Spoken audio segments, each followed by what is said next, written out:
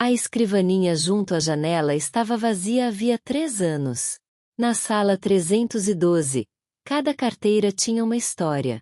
Os alunos gravavam iniciais na parte de baixo, deixavam chicletes endurecidos como fósseis, esqueciam canetas, anotações, até mesmo estados de espírito inteiros.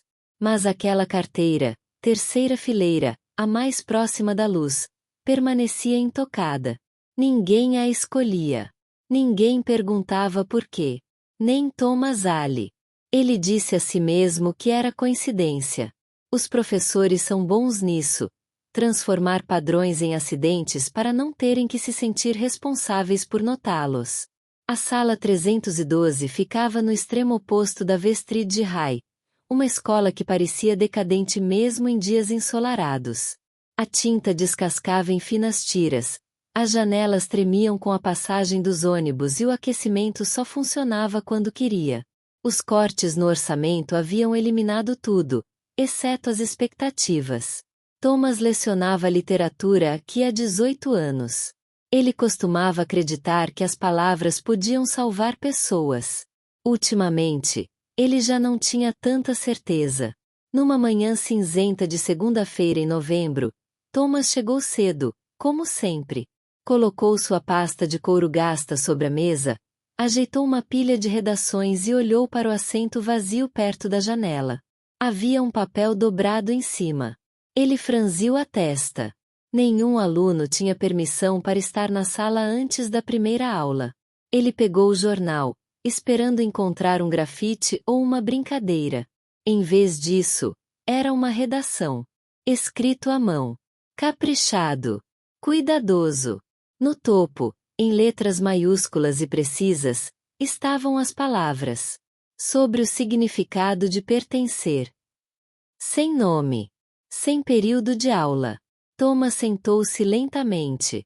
A redação não era excepcional no estilo dos alunos de honra, sem floreios, sem tentativas desesperadas de impressionar. Mas era reflexiva. Honesta. Dolorosamente honesta. Pertencer a um grupo não significa ser desejado. Significa ter permissão para ficar quando você não tem nada a oferecer. Thomas parou de ler. Ele encarou a página, com a garganta apertada. Ele terminou a redação mais 2 vezes antes do sinal tocar.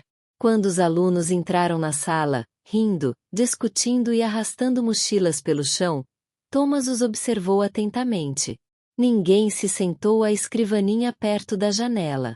Alguém deixou alguma coisa aqui? Perguntou ele, erguendo o papel. Olhares vazios. Encolher de ombros. Não, disse alguém. Essa mesa está sempre vazia.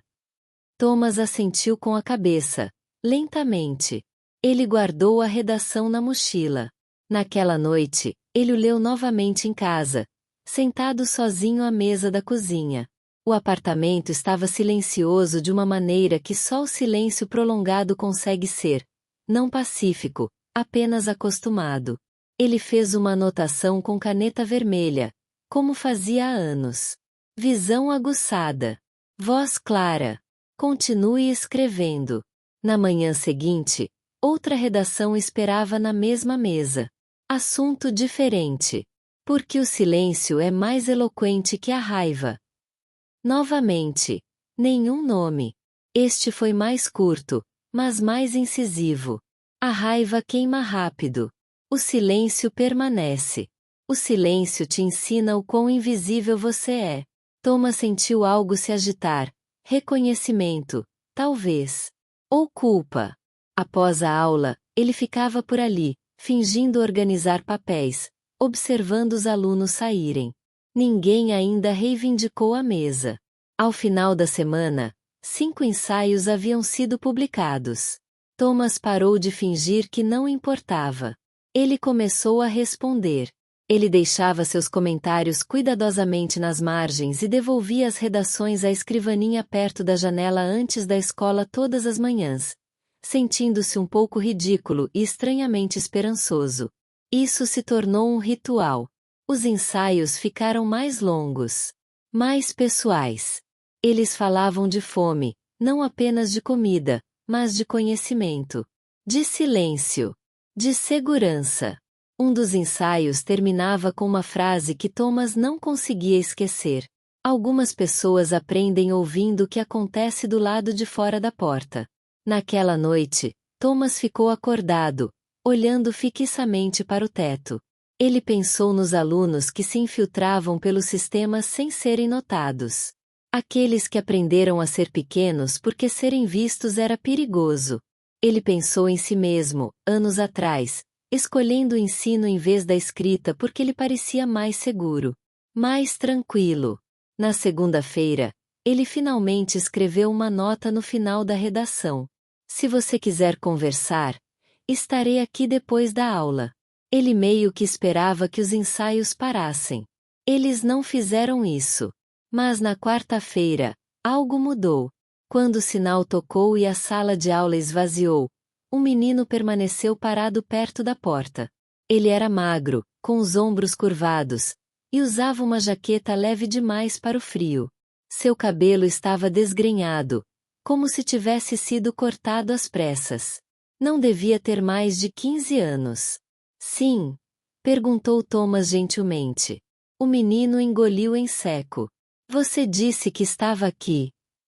Thomas assentiu com a cabeça. Sou eu. Um silêncio se estendeu entre eles. Não estou matriculado, disse o menino rapidamente, como se estivesse confessando um crime. Eu só chego cedo. Sento no fundo quando posso. Não incomodo ninguém. Thomas sentiu a sala inclinar-se ligeiramente. Qual é o seu nome? Perguntou ele. Evan. Evan, repetiu Thomas. Você tem algum lugar para ir depois da aula? Evan hesitou. Normalmente. Essa não foi uma resposta. Thomas apontou para a escrivaninha vazia perto da janela. Essa é sua. Os olhos de Evan se voltaram para aquilo. Ele assentiu com a cabeça. Eles se sentaram. Evan não o encarou enquanto falava. Contou sua história em fragmentos. As mudanças constantes entre parentes, uma mãe que se afundou no vício, as noites passadas em abrigos quando havia vaga, e em bibliotecas quando não havia. Eu gosto da escola, disse Evan baixinho. É quentinha. E silenciosa. E as pessoas não fazem muitas perguntas se você não chamar a atenção. Thomas escutou. Algo dentro dele doía, não intensamente, mas profundamente, como uma velha contusão pressionada com muita força. Você não deveria ter que fazer isso sozinho, disse Thomas. Evan balançou a cabeça. Não quero confusão. Você não é problema, disse Thomas, com mais firmeza do que pretendia. As palavras surpreenderam ambos. Nas semanas seguintes, Thomas tomou decisões cautelosas. Não decisões imprudentes. Ele aprenderá há muito tempo que os sistemas podiam causar tanto dano quanto benefício se fossem utilizados da maneira errada. Ele conversou com a conselheira em quem confiava. A bibliotecária. Uma assistente social que ainda acreditava que a paciência era importante. Evan continuou escrevendo. Os ensaios se tornaram mais ousados. Menos cautelosos. Certa tarde, Evan deslizou um papel pela mesa em vez de o deixar lá. Escrevi isso sabendo que você leria enquanto eu estivesse aqui, disse ele. Thomas lia em silêncio. Antes eu pensava que ser invisível me protegia. Agora acho que só me mantinha sozinha. Thomas fechou o caderno. Você não é invisível, disse ele. Não aqui. A verdade não resolveu tudo. Evan ainda tinha dificuldades. Ainda desaparecia em algumas manhãs. Ainda se encolhia quando os adultos elevavam a voz. Mas ele ficou. E Thomas também mudou. Ele começou a ensinar de forma diferente, mais devagar, mais deliberadamente. Percebeu os alunos que ficavam à margem, que falavam baixo, que entregavam as redações atrasadas, mas que se esforçavam mais do que qualquer outro. Ele travou pequenas batalhas. Venceu algumas. Perdeu outras. Certa tarde de primavera, A diretora chamou Thomas à sua sala. Notamos a presença de um aluno não matriculado em sua aula, disse ela cuidadosamente. Thomas encontrou o olhar dela. Sim. Houve uma longa pausa. Finalmente, ela suspirou. Vamos oficializar. Matrícula temporária. Serviços de apoio. O alívio invadiu Thomas tão rapidamente que ele precisou se recompor. Quando Evan ouviu isso, não sorriu. Ele apenas expirou, como alguém que coloca uma sacola pesada no chão. No último dia de aula, a luz do sol inundava a sala 312 através de suas janelas. Os alunos saíram correndo, livres, barulhentos e ansiosos pelo verão. Evan ficou por ali. Vou participar de um programa, disse ele. Eles ajudam com moradia. Escola. Isso é bom, disse Thomas. Evan hesitou. Você não precisava ter feito tudo isso. Thomas olhou para a escrivaninha perto da janela. Já não estava vazia, já não era evitada. Sim, disse ele suavemente. Eu fiz. Evan assentiu com a cabeça, os olhos brilhando, e saiu. Thomas ficou para trás. Ele sentou-se à sua mesa. O cômodo voltou a ficar silencioso, e abriu sua mochila. Dentro da caixa estava o primeiro ensaio que Evan havia escrito. Pertencer a um grupo não significa ser desejado. Significa ter permissão para ficar. Thomas deu um leve sorriso. Lá fora, o sino tocou pela última vez.